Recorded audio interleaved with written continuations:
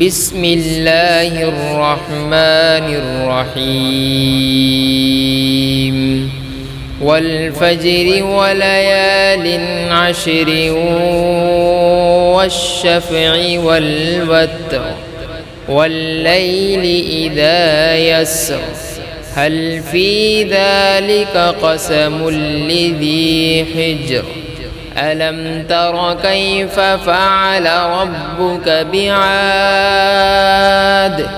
إرم ذات العماد التي لم يخلق مثلها في البلاد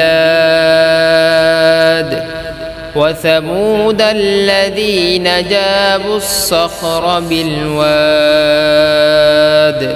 وفرعون ذي الأوتاد الذين طغوا في البلاد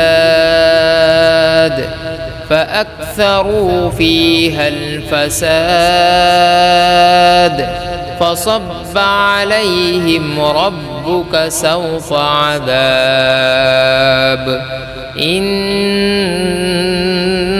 ربك لبالمرصاد فأما الإنسان إذا ما ابتلاه ربه فأكرمه ونعمه فيقول ربي أكرمن وأما إذا ما ابتلاه فقدر عليه رزقه فيقول ربي أهانن كلا بل لا تكرمون اليتيم ولا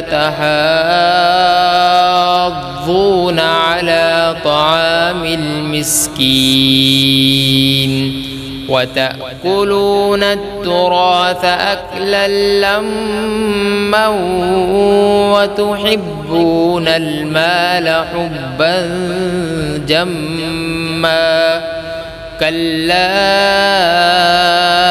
إذا دكت الأرض دكا دكا وجاء ربك والملك صفا صفا وجيء يومئذ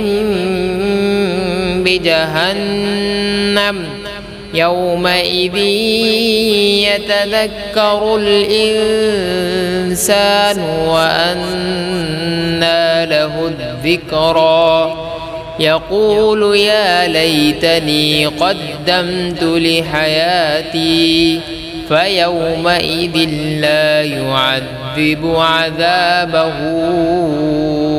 أحد ولا يوثق وثاقه أحد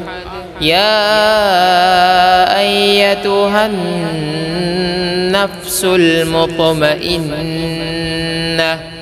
ارجعي إلى ربك راضية مرضية فادخلي في عبادي وادخلي جنتي.